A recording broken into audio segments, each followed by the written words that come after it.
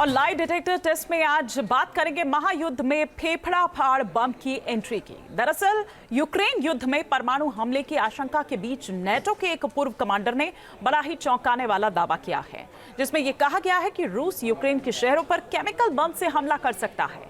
NATO के इस commander ने उस केमिकल बम का नाम भी बताया है जो परमाणु बम के बाद दूसरे नंबर पर खतरनाक माना जाता है। आपको दिखाते हैं इसकी पड़ताल। महायुद्ध में फेफड़ा फाड़ बम फोड़ने का पूरा सच।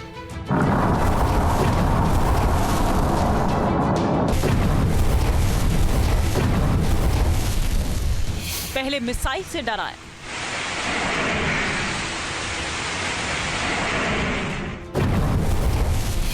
फिर फाइटर जेट उड़ाया,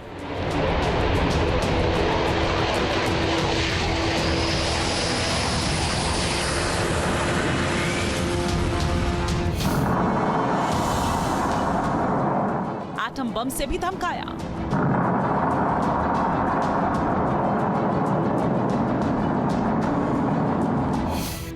लेकिन जब कोई दांव काम नहीं आया तो रूस ने बुला लिया है जलाने वाला जल्लाद।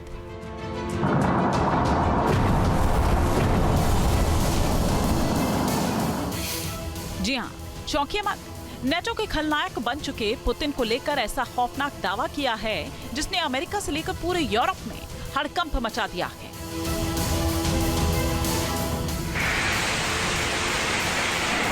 युद्ध के बीच आई ये खबर इसलिए डरावनी है क्योंकि इस खबर में रूस के एक ऐसे हथियार के बारे में बताया गया है जिसका इस्तेमाल पुतिन किसी भी वक्त कर सकते हैं। दावा है कि पुतिन का ये हथियार अचूक है, जिसे फाइटर जेट से नहीं मारा जा सकता है, एडवांस रडार से भी नहीं पकड़ा जा सकता और ना ही किसी डिफेंस सिस्टम से काटा जा सकता है।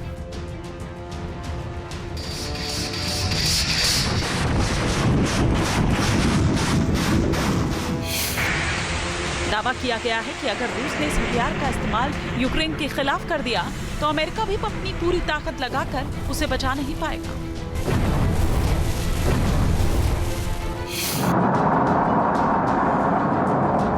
सेकंड से 2 मिनट के भीतर हजारों लोग मारे जा सकते हैं और कितने तिल तिल कर मरने को मजबूर होंगे इसका अभी अंदाजा तक नहीं लगाया जा सकता।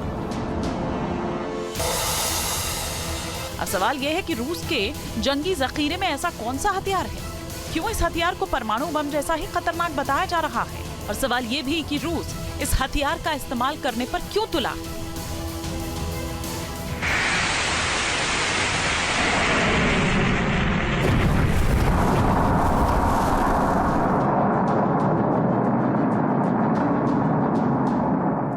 डिटेल के साथ आज हम इन तीनों सवालों का जवाब देने वाले हैं, लेकिन उस खबर से पहले जान लीजिए जिसमें नेटो के एक पूर्व कमांडर ने दावा किया है कि रूस यूक्रेन के खिलाफ जल्द ही केमिकल हथियारों का इस्तेमाल कर सकता है। पूर्व NATO commander Hamish D Britain-garden ने अपने बयान में कहा, क्रेमलिन की कुर्स्क क्षेत्र पर फिर से कब्जा करने की कोशिश पुतिन को बड़े पैमाने पर रासायनिक एजेंटों का इस्तेमाल करने के लिए मजबूर कर सकती है। इस क्षेत्र का रूस के लिए प्रतीकात्मक महत्व है और कुर्स्क पर कंट्रोल खोना पुतिन के लिए बहुत बड़ा झटका होगा। रूस पर भरोसा नहीं किया जा सकता। वो पहले भी कई बार बड़े पैमाने पर केमिकल हथियारों का इस्तेमाल करता रहा है।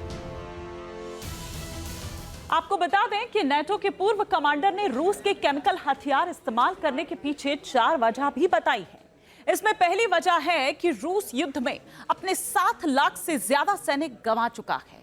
वो नहीं चाहता कि अब उसके और सैनिक मारे जाएं। दूसरी वजह है यूक्रेन रूस पर लंबी दूरी की मिसाइलों से हमला कर रहा है।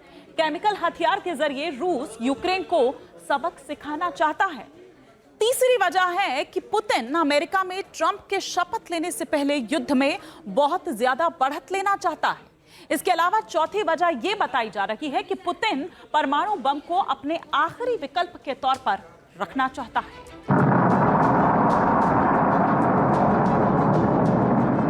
दावा किया जाता है कि रूस पहले भी सीरिया में अपने केमिकल हथियारों की नुमाइश कर चुका है।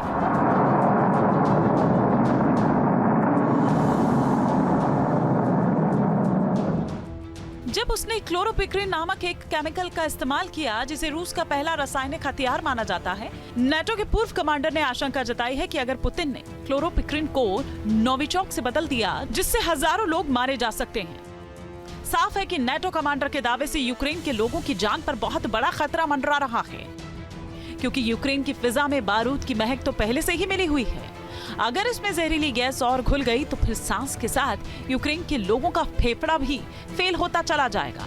अगर ऐसा हो गया तो युद्ध की आग में घी डालने का काम होगा, क्योंकि दुनिया ट्रंप के आने के बाद युद्ध के खत्म होने की उम्मीद लगा रही है, लेकिन यूक्रेन पर केमिकल हमला होने से युद्ध के खत्म होने के तमाम रास्ते बंद हो जाएंगे।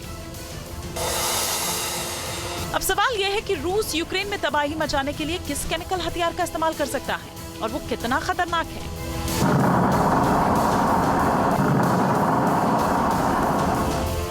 नरसंहार मचाने वाले इस हथियार की डिटेल भी आपको बहुत विस्तार के साथ देंगे, लेकिन पहले ये जान लीजिए कि किसी भी युद्ध में केमिकल हथियार का इस्तेमाल क्यों किया जाता है और क्या रूस के सामने हालात पैदा हो गए हैं कि अब सिवाय केमिकल हथियार या परमाणु बम के दूसरा और कोई रास्ता नहीं बचा। तो ठीक से समझ लीजिए, दरअसल युद्ध में केमिकल हथियारों का इस्तेमाल 5 वजहों से किया जाता है।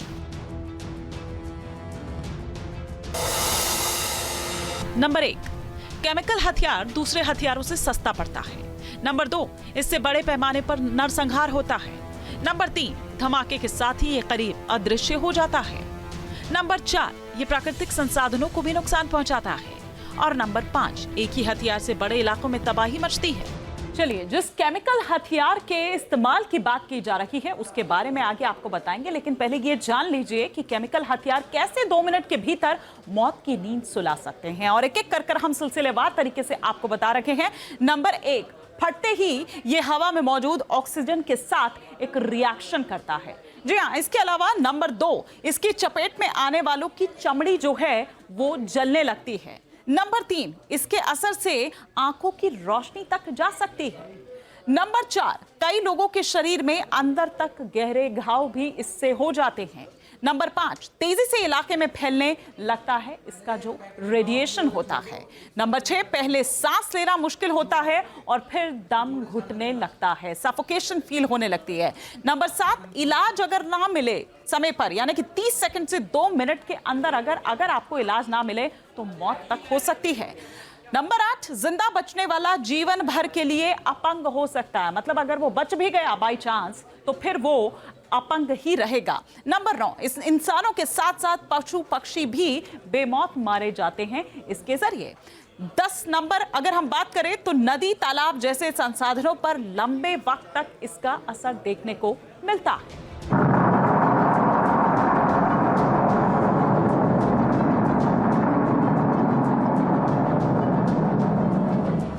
दावा जा रहा है कि अगर रूस ने यूक्रेन के केमिकल हथियारों का इस्तेमाल शुरू कर दिया तो फिर दुनिया को यूक्रेन की हालत पर अफसोस मनाने का भी वक्त नहीं मिलेगा।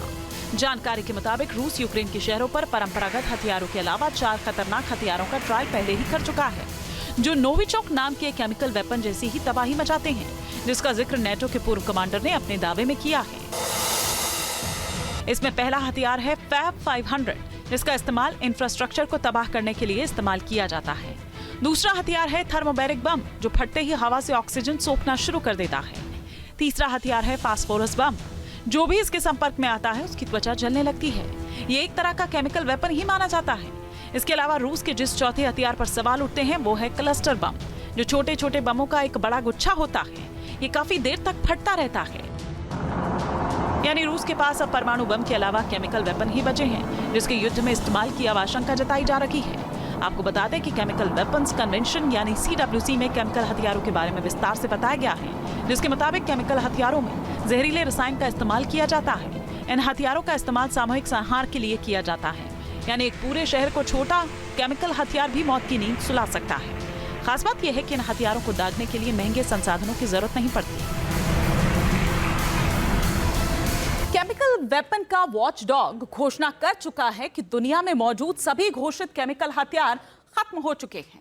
1997 के केमिकल वेपन कन्वेंशन के मुताबिक इसमें शामिल सभी देशों को सितंबर 2023 के आखिर तक सभी तरह के केमिकल हथियारों को नष्ट करना था, जिसके तहत अमेरिका जैसे ताकतवर मुल्क ने भी अपने जंगी जखीरे में 70 साल से स्टोर किए गए जो केमिकल हथियार हैं उनको नष्ट कर दिया था। रूस के बारे में भी ऐसा ही दावा किया जाता है। हालांकि सच ये है कि इन देशों के पास आज भी अघोषित केमिकल वेपन मौजूद है।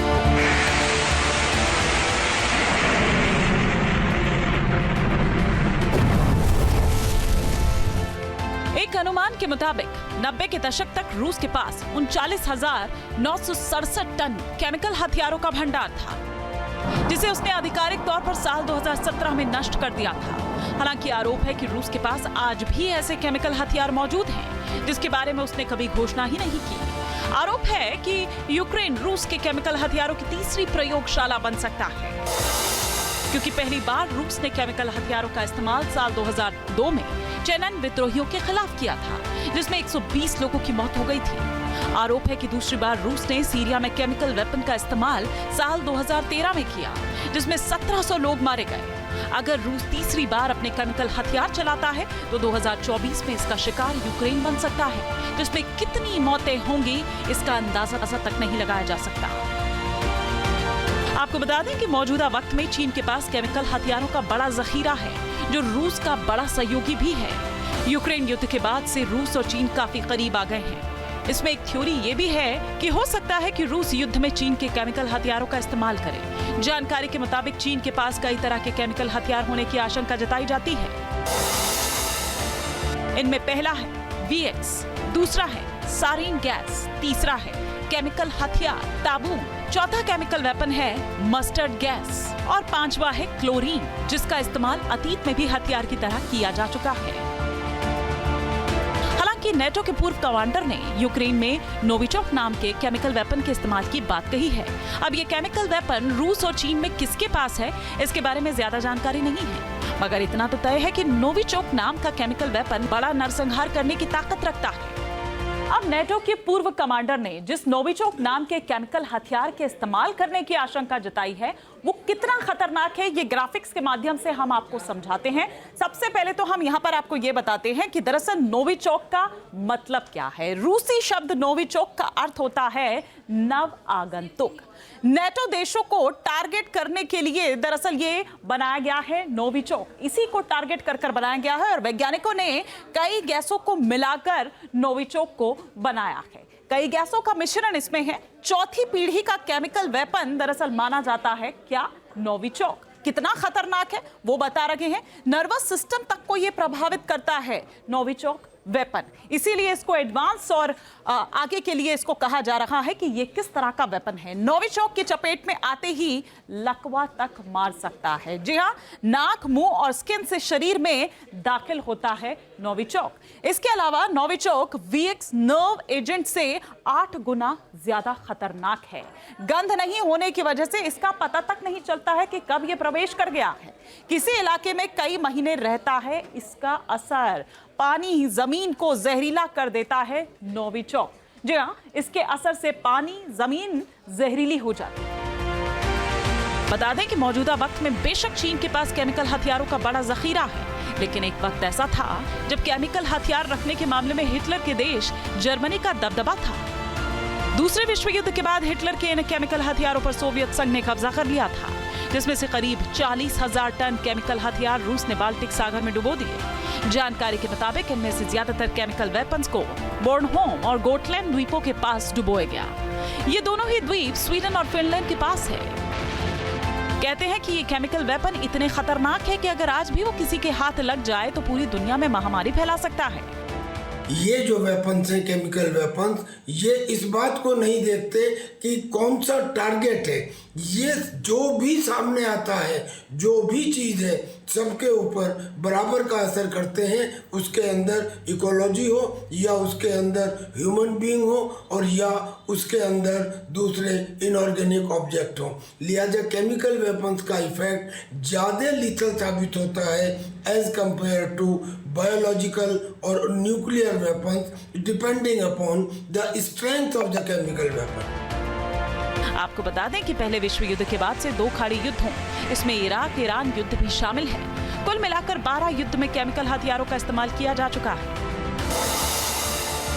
80 के दशक में इराक की सेना ने सद्दाम हुसैन के निर्देश पर ईरान के ऊपर सारीन गैस नामक एक रासायनिक वेपन का इस्तेमाल किया था, जिसमें ईरान के करीब 50,000 जवान मारे गए थे। साल 2013 से 17 के दौरान सीरिया के गृह युद्ध में राष्ट्रपति बशर अल असद ने कथित तौर पर रूस की मदद से कई बार अपने देश के विद्रोहियों के खिलाफ केमिकल हथियारों का इस्तेमाल किया। इसके अलावा जापान में आतंकियों ने 90 के दशक में सरीन गैस से केमिकल हमला किया था, जिससे 1994 में 7 और 1995 में 12 लोगों की मौत हो गई थी। संयुक्त राष्ट्र के मुताबिक सोवियत संघ और अमेरिका के बीच कोल्ड वॉर के दौरान कम से कम 25 देशों ने केमिकल हथियार बनाने और इकट्ठा करने का काम किया था। हालांकि पहले विश्व युद्ध के बाद इनका काफी कम इस्तेमाल हुआ है, लेकिन जिस तरह यूक्रेन युद्ध में रूस का बहुत कुछ दांव पर लगा है, ऐसे में केमिकल हथियारों के इस्तेमाल से इनकार भी नहीं किया जा सकता। Team news nation. News nation अब व्हाट्सएप पर खबरों की ताजा अपडेट के लिए न्यूज़ नेशन के इस QR कोड को स्कैन करें।